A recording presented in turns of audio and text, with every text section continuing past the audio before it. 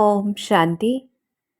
आज 7 फरवरी 2024 की मुरली में बाबा विशेष हमें आत्मिक स्थिति की ड्रिल करवाते ताकि हम सर्व विकारों से मुक्त हो जाएं। तो सबसे पहले हमें वैराग्य दिलाते इस कलयुगी दुनिया से कि ये तमो प्रधान रावण या आसुरी राज्य है, जहां आसुरी संप्रदाय ही सब है।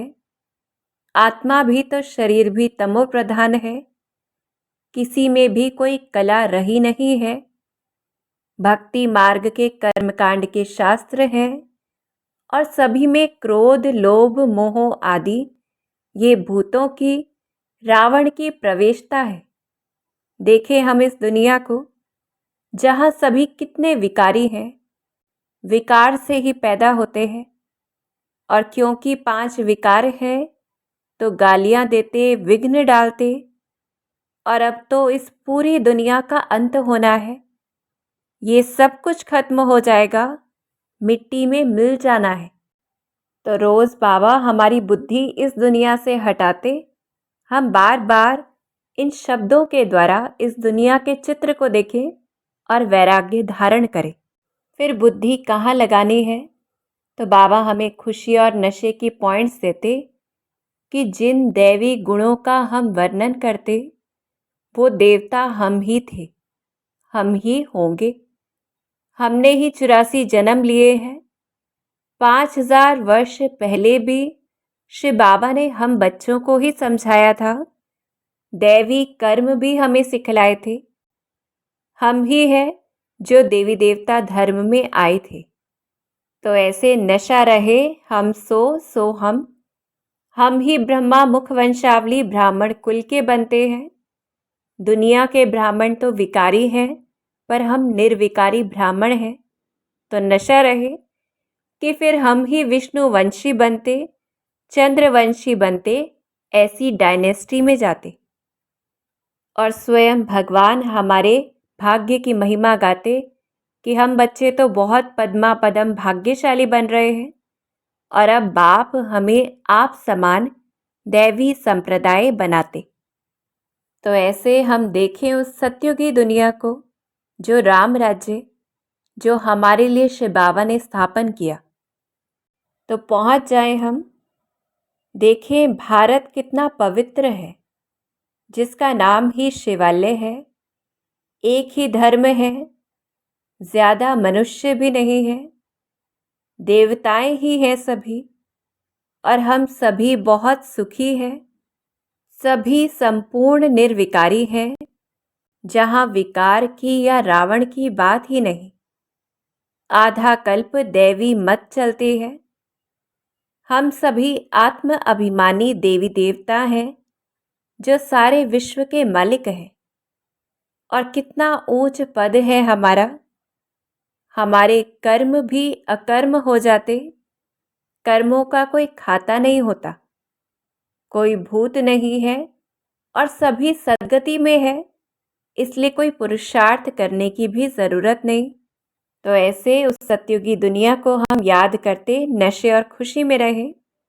और फिर बाबा हमें ज्ञान के सब्जेक्ट पर लेकर चलते कि ये संगम युग ही है उत्तम बनने का, फिर कभी ये मौका नहीं आएगा।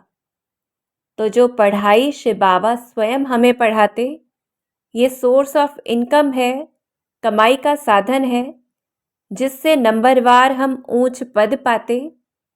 और आज तक गाते आए कि आप आएंगे तो आपकी श्रीमत पर हम चलेंगे, देवता बनेंगे। अब वो स्वयं आ गया है। तो जितना % श्रीमत पर चलेंगे, उतना परसेंटेज में देवता बनेंगे। फिर बाबा हमें योग के सब्जेक्ट पर मुख्य समझाते कि आधार क्या है, देही अभिमानी स्थिति। क्योंकि जितना देह के अभिमान में रहते तो कंगाल बन जाते हैं गुणों से। आत्मिक स्थिति पक्की करनी है, अपने को आत्मा समझकर देखना है कि हम आत्मा तो अविनाशी है, कभी खत्म नहीं होती है, ये शरीर विनाशी है। तो जितना ऐसी हम प्रैक्टिस करेंगे, राम राज्य आ जाएगा। तो मुख्य क्या ड्रिल करनी है कि जैसे शरीर से पार्ट बजाया, फिर बार बार जैसे ट्रैफिक कंट्रोल करते, तो शरीर से अलग होने की ड्रिल करनी है। जैसे कोई एक्टर होता है, वो पूरा पाठ खत्म करके अपने कपड़े बदल लेता है, ऐसे ही इस शरीर को छोड़कर हमें सूक्ष्म शरीर धारण करना है। फिर कभी देवी शरीर धारण करना है और कभी सिर्फ आत्मिक स्वरूप धारण करना है। तो ऐसे ड्रिल करनी है। फिर कैसे पता चले कि हमारी आत्मिक स्थिति कितना परसेंटेज में है? तो वरदान के द्वारा बाबा बताते कि अगर सोल कॉन्शियस है तो मन में कभी भी बीमारी का संकल्प नहीं आएगा, कोई घबराहट नहीं होगी। तो अपनी चेकिंग करनी है कि शरीर में भले कुछ भी ऊपर नीचे हो, पर हमारी स्थिति 1% भी ऊपर नीचे ना हो।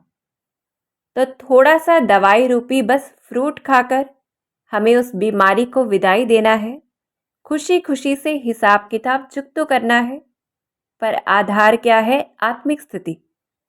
क्योंकि सबके तन तो पुराने ही हैं, छोटी बड़ी बीमारी होती ही है, पर तन का प्रभाव अगर मन पर आता है तो डबल बीमार हो जाते, क्योंकि बीमारी कॉन्शियस हो जाते।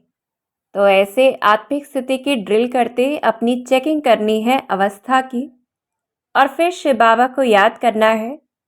तो देखें हम उसे, जो रहम दिल है, जो आता ही है हमारी दैवी बुद्धि बनाने। हम मीठे मीठे बच्चों को विश्व का मालिक बनाता है और कितना प्यार से समझाता है। तो ऐसे जो बाबा हमारे लिए करते हैं, उस आधार पर हम उसे याद करें। तो घड़ी घड़ी कितना प्यार से बाप को याद करना चाहिए। कैसे याद करें कि बाबा आपकी तो कमाल है, हम जो कितने पत्थर बुद्धि थे, आप हमको कितना ऊंच बनाते। तो पक्का प्रॉमिस करना है बाबा से कि आपकी मत के बिना हम और किसकी मत पर नहीं चलेंगे। तो ऐसे रोज़ बाबा हमें युक्ति देते कि कैसे हम उसे याद करें, और फिर हमारी याद एक्यूरेट है या नहीं, ये कैसे पता चले। तो जितना परसेंट हम श्रीमत पर चलते हैं, उतना ही परसेंट हमारी याद है। क्योंकि श्रीमत पर नहीं चलते तो समझा जाता है पूरा योग नहीं है। तो अंडरलाइन करना है कि इस योग से ही हम विश्व के मालिक बनते हैं। तो जितना परसेंट योग, उतना परसेंट विश्व के मालिक। फिर बाबा हमें धारणा के सब्जेक्ट पर अंडरलाइन कराते कि कर्मों के ऊपर ही सारा मदार है। आसुरी कर्म करते हैं तो विकर्म हो जाता है। और विकर्म क्यों होता है? क्योंकि भूत ही अर्थात 5 विकार ही दुख देते हैं। तो कोई भी विकार के वश किया हुआ कर्म वो आसुरी कर्म बन जाता, विकर्म बन जाता। और उसमें भी मुख्य है काम विकार का भूत, जिसे निकालने में बहुत मेहनत भी चाहिए, तो हिम्मत भी चाहिए, अपनी जांच भी चाहिए। क्योंकि कई कहते हैं हमें पवित्रता अच्छी लगती है, दूसरा हमें पवित्र बनने नहीं देता है। तो सबसे पहले बाबा अंडरलाइन कराते कि अपनी जांच करनी है और फिर हिम्मत रखनी है। क्योंकि यहाँ हमको राम का वर्षा मिलता है, पवित्रता का। तो क्या करना है? किसी के भी नाम रूप को नहीं देखना है, अपने को आत्मा समझना है पहले। दूसरा स्टेप, दूसरे को भी आत्मा भाई की दृष्टि से देखना है, तो कभी भी क्रिमिनल दृष्टि नहीं जाएगी। इसलिए बाबा आज हमें वरदान भी दे रहे हैं, बच्चे अशरीरी भव, देही अभिमानी भव। तो वरदान को सार्थक करते हिम्मत से आगे बढ़ना है और अपनी मंजिल पर पहुंचना है अनुभवी मूर्त की। जो स्लोगन के द्वारा बाबा ने एक्सप्लेन किया कि जितना हर गुण और हर शक्ति का अनुभव करेंगे तो अनुभवी मूर्त बन जाएंगे। तो ज्ञान की पॉइंट को पॉइंट ना रखते हमें प्रैक्टिकल एक्सपेरिमेंट करना है। फिर बाबा हमें सेवा के क्षेत्र में ले जाते। तो शिव बाबा का परिचय कैसे देना है? पहले तो शिव और शंकर का अंतर स्पष्ट करना है। जो कहा जाता शिव शंकर एक है, तो शिव तो निराकार भी है और हमेशा अकेले दिखाए जाते, पर शंकर पार्वती दोनों इकट्ठे दिखाते और दोनों की एक्टिविटी अलग है, शिव और शंकर की, जैसे मिनिस्टर होता है या जैसे प्रेसिडेंट होता है, दोनों का मर्तबा भी अलग होता है, दोनों का घर भी अलग होता है। तो शिव बाबा का मूल वतन घर है, तो शंकर का सूक्ष्म वतन घर है। तो ऐसे हम उदाहरण से समझा सकते हैं। फिर दूसरा तरीका शिव बाबा का परिचय देने का, कि भगवान तो निराकार को कहा जाता है और भक्त लोग श्री कृष्ण को भगवान समझते, परंतु वो तो 84 शरीर लेते। तो हम सीढ़ी के चित्र के द्वारा बता सकते हैं। और अनेक मतांतर हैं, अनेक धर्म हैं, इसलिए कहते श्री कृष्ण हाजिरा हजूर है, राधे भी हाजिरा हजूर है। तो इस पर हमें स्पष्ट करना है। फिर कैसे बाबा का परिचय देना है? लक्ष्मी नारायण को शिव बाबा से अलग करना है कि लक्ष्मी नारायण तो विश्व के मालिक थे, उन्हें राजाई देने वाला कौन है, या उन्होंने ऐसा कौन सा कर्म किया जो इतना ऊंच पद पाया।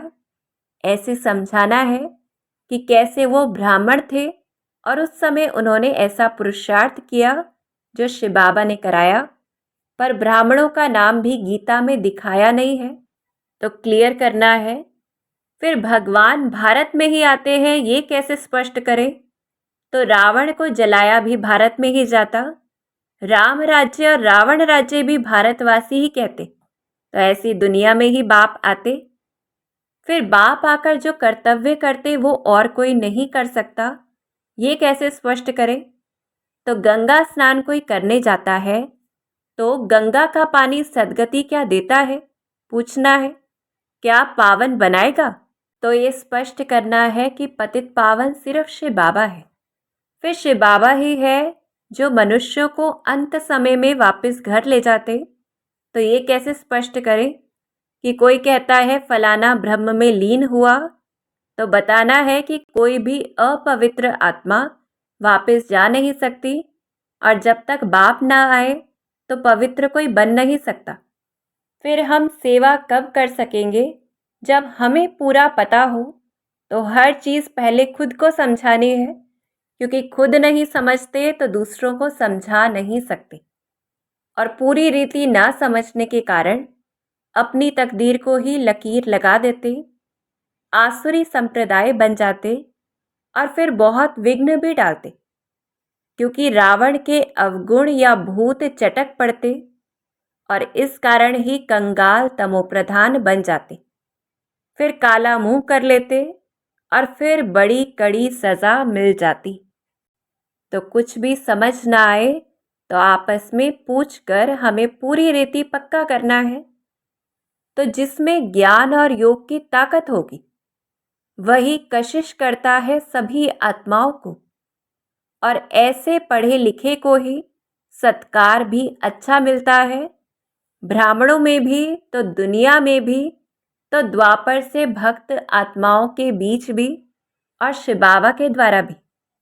तो अंडरलाइन करना है, कल्प कल्प का सत्कार प्राप्त करने के लिए ज्ञान और योग में मजबूत बनना है।